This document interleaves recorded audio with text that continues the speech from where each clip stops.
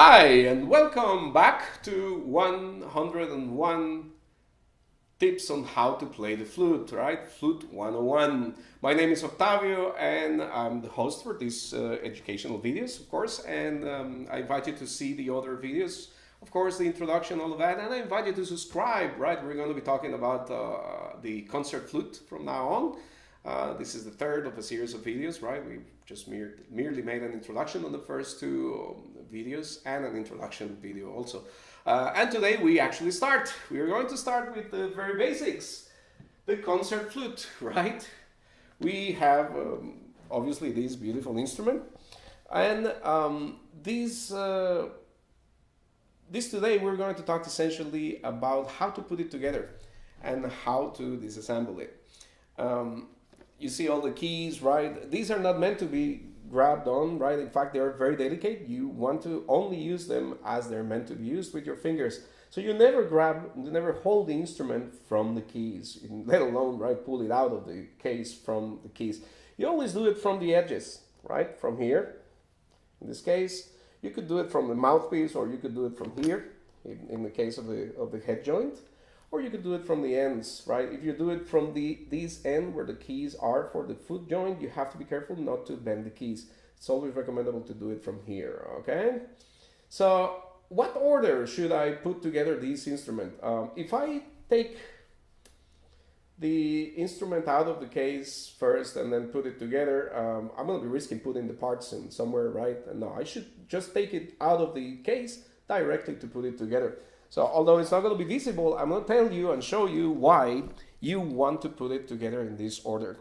In the case of some instruments, you also have tenons, protectors, right? So you have to remove those first. And the first section that you want to take is the body of the instrument. You have a large area in here where there are no keys, and you can handle it from there, right, on the upper section of the instrument. That's where you want to take your finger, pull it out, and then grab it from there. Now, if you have a tenon protector, you just remove it. You rotate it slightly, remove it, and there you have the first section of the instrument.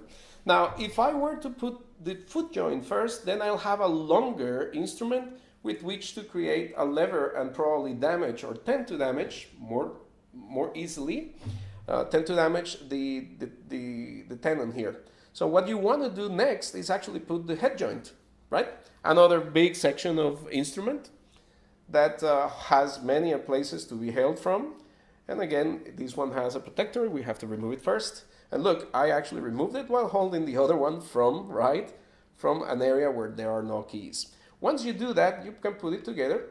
Never force, never, right? It always has to go in. If you have to create a little force, make sure it's in the right direction, never sideways, right?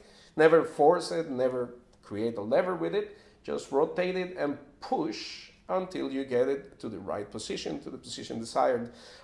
Typically, and as a beginner, you will always put the hole of the mouthpiece so that it aligns with the keys. You may not be able to see it. Let me see if I can do this.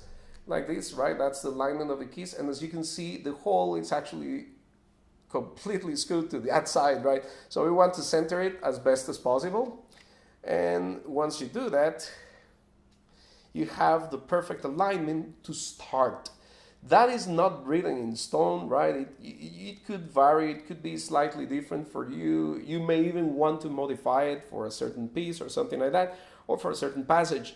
That's not written in stone. But as a student, as a person who's learning, you should always put it there so that you learn a fixed point. And then you learn to go either way as you wish once you have learned to play on the ideal point, so to speak. Once you put together the head joint and the body, right, the body part, you can take the foot joint, right, again from the end where there are no keys preferably, and then you can put it together. Again, holding never from the keys, but rather from the end of the instrument. Very softly, again, very accurately, it has to go in. And there you go. Now we have the full flute, right? In handling the flute, some people grab them from the keys. Again, I'm mostly against that. because the keys are not meant to be grabbed from, right? And their mechanism is very delicate.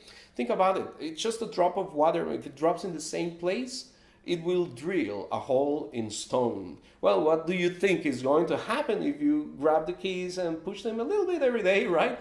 Something like that's going to happen. And I suggest you not to do it. That's a very good way to keep the mechanism in good shape, right? And or if you want to be paying every year for an overhaul of your instrument, go ahead, grab it from the keys. If you have that kind of money, by all means, go ahead, do it. But again, a good habit will prevent you from having an emergency before a performance. So if you have these habits, if you handle the instrument properly, your instrument can go years. I mean like 4 or 5 years without needing any adjustments or even pads, which is impressive. But it can be. So good maintenance of the instrument, it's not just cleaning it up afterwards, it's also handling it properly. So here's the instrument. Now, to put it apart, you simply reverse the process. Again, you don't want to create a larger lever here, right? What you do is you first remove the foot joint, put it away, safely on the case. And once you do that, you can cover this tenon already if you have one, right? You can protect it. That's what the protector is for.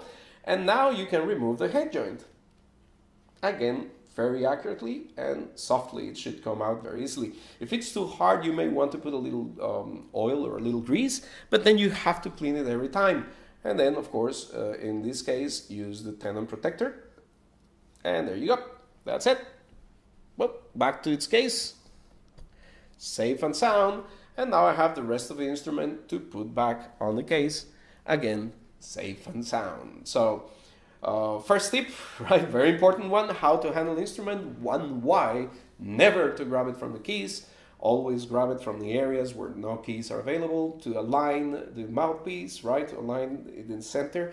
Always use the center. Oh, one thing I forgot to mention, very important, when you put together the foot joint, right, adjust the keys so that your pinky will be comfortably sitting there and also be able to reach the C, or if it's a B key, a low B flute, to be able to reach the B. We're going to talk more about the position of the hand, right, when we go into other videos. But generally speaking, you also want to position the foot joint in the same location at all times. If you so desire or make the decision to change that position from one that you already had selected, then you adjust it and continue using it at that location from there on. Some people suggest marking the instrument with a little, piece of, I don't know, whatever, marker, whatever, to make sure that they align it all the time. That should not be the case. Alignment should come from your feeling of the instrument. You should be able to feel if it's not in the right position. It should be comfortable for you. So you have to find that level of comfort, and you are going to have to adjust it, right, depending on how you are learning. Don't be fixed mind and don't have fixed ideas on this. You may have to correct. Actually, matter of fact, you need to do the opposite. You have to have an open mind and always be open to correct, to improve, to change things in order to become a better flute player. So that position, it's good to have a fixed one as to find your groove, so to speak.